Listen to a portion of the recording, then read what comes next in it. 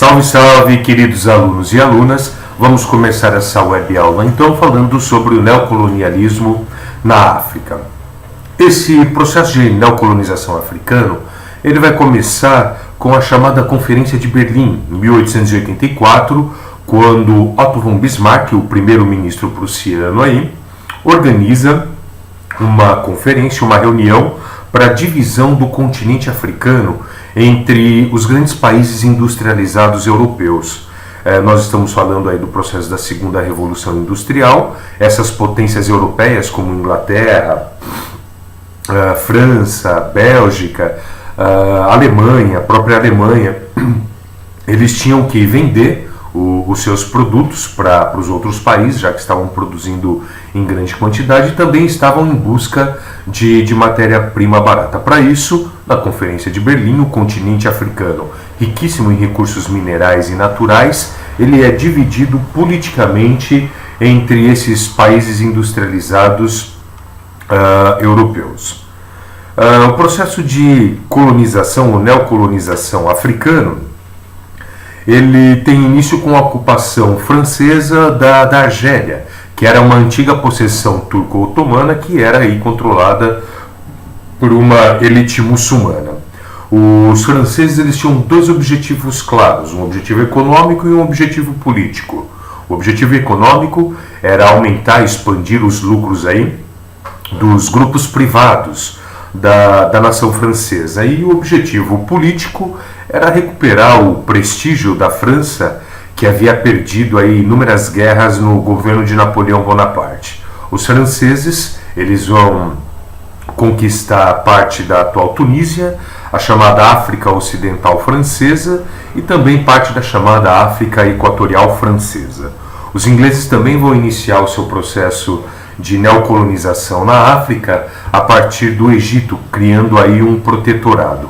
Além disso, os ingleses eles vão controlar Sudão, Rodésia, Uganda, Quênia, Zanzibar, Somália e a chamada África Oriental Inglesa, além de Gâmbia, Serra Leoa, Costa do Ouro e a Nigéria.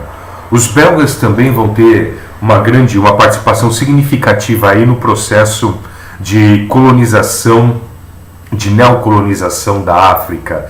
Em 1876, o rei belga Leopoldo II ele vai tornar uma região na bacia do Rio Congo, um domínio pessoal, um domínio pertencente a ele. Em 1908, o Estado belga, então, assume o governo dessa região, que era propriedade particular do rei Leopoldo II.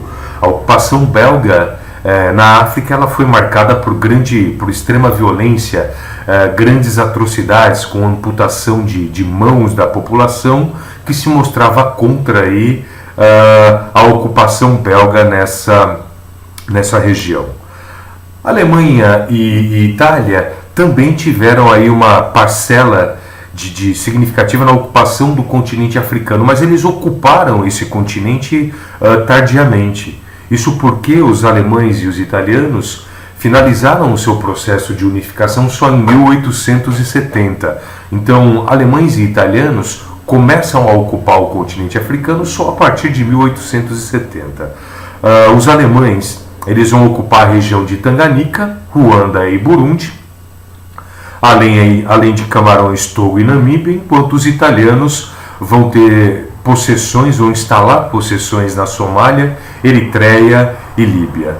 Com relação a essa ocupação do continente africano pelos europeus, o que nós podemos observar foi o uso de extrema violência por parte dos europeus com relação aos países africanos. Além disso, os europeus não respeitaram a divisão, a organização étnica territorial dos vários grupos africanos no continente. Nós vamos observar a criação de países na África a partir dos europeus, inserindo no mesmo local grupos étnicos rivais. Esse tipo de política praticada pelos europeus, elas contribuem até hoje para inúmeras guerras civis que ainda acontecem em vários países africanos hoje, nos dias atuais. Quando a gente fala desdobramentos da conquista da África, nós vamos ver aí a extrema violência utilizada pelos europeus e também as consequências negativas para esses países europeus até os dias atuais, que se mantêm. Esses países criados pelos europeus no finalzinho do século XIX, início do século XX, resultando aí em inúmeras guerras civis. Bem, queridos alunos, eu termino essa web aula por aqui. Estudem e estudem.